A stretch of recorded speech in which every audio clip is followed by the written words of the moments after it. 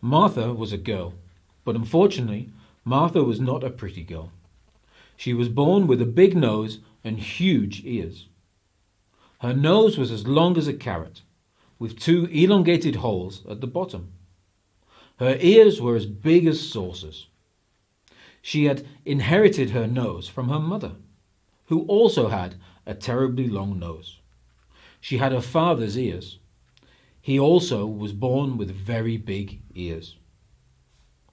Martha had a fantastic sense of smell because of her long nose, an excellent hearing with her saucer ears. If someone on the other side of the classroom whispered, Martha could hear this.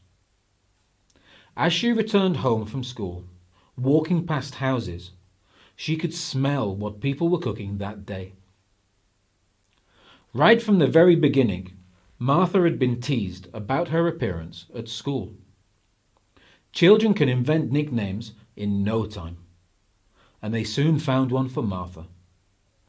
When she was a little child, when she first went to school, another child cried, "Geez, you have a nose like Pinocchio," and all the children laughed. Another continued, "No, a nose like a trunk and ears like an elephant." Whereupon the children laughed even louder and began to chant, "Elephant, elephant." Martha the Elephant became her nickname. Poor Martha. School was terrible. She cried every morning during the week. In the morning while getting up, thinking of how she would be teased and how she would have to get through the day. She always looked forward to the weekend, because then she could at least be alone with her mother and father. Martha's parents had also been bullied when they were young. Her father, however, held a very good position at a large petroleum company. Once you work for a large company, it doesn't matter what you look like. It matters what you are capable of. Martha's father could put his ears to good use at work. It was his job to find new oil fields. Finding new oil fields goes like this. An explosion is made at the bottom of the sea, and researchers then listen for the echo that returns from the ground. This is called seismic research. From the echo, you can tell where the oil is. And with his big ears, Martha's father was better at this than anyone else. The petroleum company considered themselves very fortunate to have him. But meanwhile, Martha was still being bullied. Martha's mother and father tried to tell her that she should not take other children's comments so heavily. But inside, the parents were sad. After all, they knew only too well what it was like to be bullied. And so the years passed, but not the bullying. Martha was 11 years old. She had no friends. No one wanted to talk to her. At the end of the last year, there would be a school trip. The children could choose between a week cycling from farm to farm, going by train to the seaside, camping, or a week in a log cabin in the Black Forest. The trip to the Black Forest would be organized by Master Nick. He would take the children by minibus to the Black Forest. Master Nick was a nice teacher, and all the children wanted to go with him on an adventure to the Black Forest. But this trip was more expensive than the other tours. The bus and the cabin had to be rented, and the bus consumes a lot of fuel. Martha didn't want to go on a trip. The idea of having to spend a full week with children making fun of her was the worst thing she could imagine. Martha decided not to go, and not to register for any of the trips. Not so many of the children had received permission from their parents to go to the Black Forest. The trip was too expensive for most. The children rushed towards the forms that hung on the notice board, and soon the tables were filled, except for one place. There was still one place to go to the Black Forest, and Martha was the only one who had not registered. After the lessons were over, Master Nick took the girl aside and asked her why she had not enrolled. The master had a good hunch why. He had seen how the children teased Martha, but he thought that perhaps it would be a good idea if she went along anyway. It was too awful for words if Martha couldn't participate in such activities. The girl hesitated, but there was a lot of truth to what the master said, and she enrolled for the trip to the Black Forest. That evening at home, Martha told her parents about the trip, and that she had not wanted to go, but that Master Nick had persuaded her. Her father thought it was very wise of the master. Why could their daughter not travel? Martha's parents hoped that the children would behave nicer in a smaller group. In the weeks that followed, Martha even grew a bit excited about the trip. For a week they would be in a log cabin, far away from other people. They would take all the food they needed on the bus and cook on wood fires. They would learn to tie knots and build tree houses. They would stay awake throughout the night to look at animals with binoculars. And all that time, Master Nick would be there. Perhaps indeed it was not a bad idea. Master Nick would keep the other children in check and make sure they didn't tease Martha. But on the bus during the journey to the Black Forest, Martha was bullied again. The children joked, "Maybe there will be elephants in the Black Forest. Then Martha will have someone to talk to." And all the children on the bus roared with laughter. All the children, except Martha, of course. The girl tried not to, but she broke. She was crying without sound. The tears ran down her cheeks, and Martha felt empty, as if she was only skin with air inside. The master told the children to stop teasing, but there were dark clouds now. He peered intensely at the road as to not cause an accident. The road turned into a narrow path in the Black Forest. They had no map. Master Nick had made the trip before and knew the way by heart. They turned left, then right, again and again. They were already deep in the forest. The wind started to howl, and the rain started to fall. Black clouds gathered.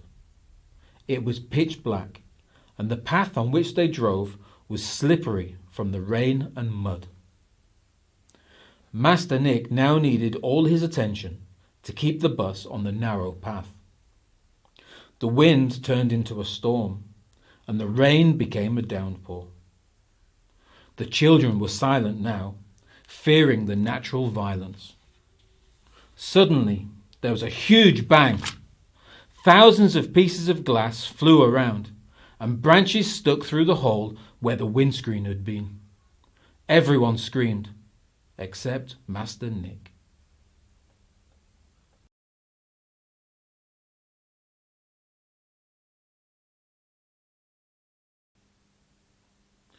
It took the children a moment before they recovered from the shock and noticed that their master said nothing. Master Nick had a deep wound on his head. The children screamed at the sight of the blood, but Martha kept her cool. She crept forward in the bus, took off her coat, and tore her shirt into strips. Martha tied strips around the wound to stop the bleeding. Eventually she succeeded, but the master still said nothing. He was unconscious, or so it seemed. Or worse, Martha took his pulse and felt a heartbeat. Oh, thank God, Master Nick was still alive. The children on the bus tried to wake him by shouting, tapping him on his shoulders and cheeks, and by spraying water in his face. Master Nick did not come to. Maybe he was in a coma. Martha had heard about a coma once, that you live but sleep so deeply you will not wake up. Meanwhile, the storm had passed over and it had stopped raining. Some children with mobile phones tried to call the emergency services, but the phones didn't work that deep in the Black Forest. It was Martha who took charge and said, "Listen, we can't stay here. We must ensure that Master gets to a doctor, otherwise he will die." The children nodded in agreement, and someone asked, "What should we do?" Martha opened the sliding door of the bus and went out to see if they could drive. But the tree that had shattered the windscreen was on the roof. The minibus was stuck. Martha popped her head inside. "Who is good at climbing trees?" "Tree climbing? Now? Why?" asked the others. Martha hoped that the phones would work a bit higher. So one of the boys went up a tree with all the mobile phones. In the treetop, the boy found that none of the phones had a signal. "Then we have to divide into two groups," Martha decided. "Half of us will remain with the master. The other half will go to find help." Some cried that it would be dangerous. It was late and it was getting dark. Would it not be better to stay put and wait until help arrived? Martha feared that help may come too late, if help would come. They had planned to be away for a week, so no one would miss them for the time being. But how are we to explain where the bus is, if we find anyone at all? Martha thought for a moment and asked, "Does anyone have a smartphone with an app that shows GPS coordinates?" "I do," exclaimed Patrick. "Now, you must know that you can define every spot in the world using two numbers. One number for how far north or south of the equator you are, and one number for how far east or west you are. Satellites float around the Earth that can communicate with phones, and this way a smartphone can determine these two numbers. If you give the coordinates to the police, they can find you." And so Patrick read the GPS coordinates, and Martha wrote them on a piece of paper that she took safely away. She didn't want to lose the note. "Who's coming to get help?" she asked. Patrick and two girls raised their hands. The rest would stay with the master. They set off on their way. Martha thought it would be best to walk in a straight line. If they turned, they would just be walking around in circles. Patrick suggested to go north, because they came from the north. He knew how to find the pole star. It was dark, but the clouds had moved away, and the pole star was visible. Slithering through the mud, they slowly went forward, and after an hour of walking, they hadn't come across any buildings or people. Patrick could see on his smartphone that they were still heading north. But suddenly, the battery on his phone died. The GPS in a phone uses a lot of power. The two girls started crying. They were afraid. At night, in the middle of the Black Forest. Again, it was Martha who kept her cool. "I will climb a tree to see if I can hear or smell something." After all, she had the best ears and the best nose of the whole group. Maybe they weren't the prettiest nose and ears, but she could hear and smell much better than the others. Now the others did not laugh.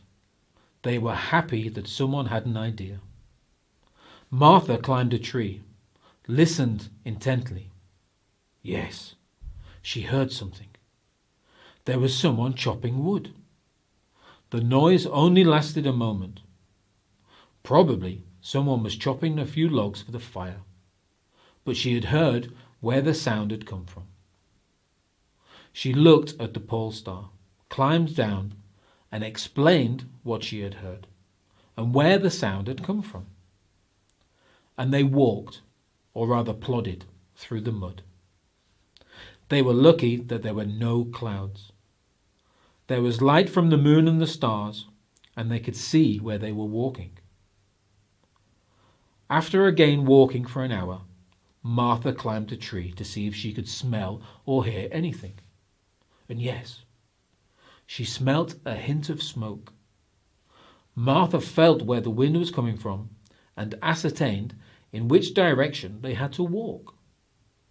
She climbed down, explained that she had smelt a fire and in which direction they had to go. After walking for a while, it was now almost midnight. They saw a light through the trees. They ran to the light. It turned out to be the forester's house. They knocked on the door. The forester opened the door, saw the frightened faces, their dirty clothes covered in mud, and quickly let them in. Martha explained what had happened. A tree crashed onto our minibus in the forest. Our master seems to be in a coma. The forester was startled and asked where this had happened. Martha gave the note with the coordinates to the forester.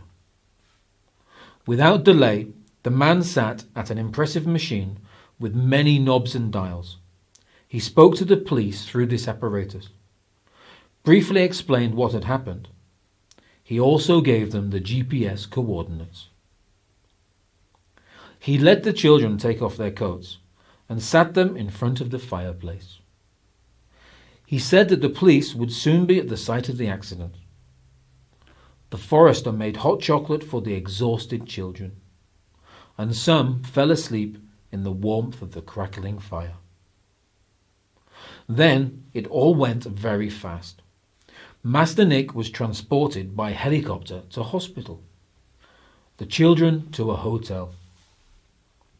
At the hotel, the police asked a few questions. The children could call home and went to sleep. The next day, they went back home. The headmaster, Mr. Devon, called the children who were on the trip to the Black Forest to say that Master Nick had recovered quickly at the hospital, and classes would resume on Monday as usual. Mr. Devon spoke longer with Martha. The children had told him what had happened, and Mr. Devon understood that it was Martha who had ensured that help had come so quickly for Master Nick. He asked her to explain exactly what had happened. Martha told the whole story. The girl with the big nose and giant ears packed her bag and went to school on Monday. At the end of the first lesson, they were all told to go to the assembly hall. Meanwhile, everyone at school had heard about the accident in the Black Forest. News spread very quickly in the school. Mr. Devon, the headmaster, stood on a platform and spoke. Master Nick beside him, with an impressive bandage on his forehead. Master Nick searched with his eyes and found Martha among the children. He smiled at her. The headmaster spoke loudly and explained to the rest of the school children about the accident in the Black Forest, and asked Martha to come to the stage. Mr. Devon continued. It was Martha, with her boldness and courage, who saved the life of Master Nick, and perhaps the lives of all the children who were on the bus. With this, Martha, I want to give you a medal for heroism." Ever since then, Martha hasn't been bullied anymore. Once, there was a new pupil in school. He wanted to be tough. He made remarks about her looks. He began to ridicule her nose and ears. The children quickly corrected him that it was wrong to do that. They told the new boy about the story of the trip to the Black Forest and how Martha had rescued them and Master Nick.